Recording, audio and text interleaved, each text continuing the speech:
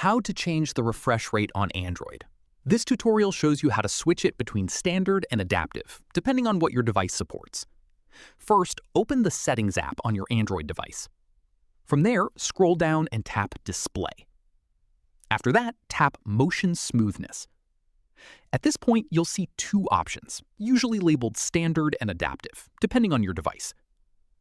Standard keeps the refresh rate fixed at a lower number for better battery life, while Adaptive lets the screen automatically switch between higher and lower refresh rates, depending on what's on screen.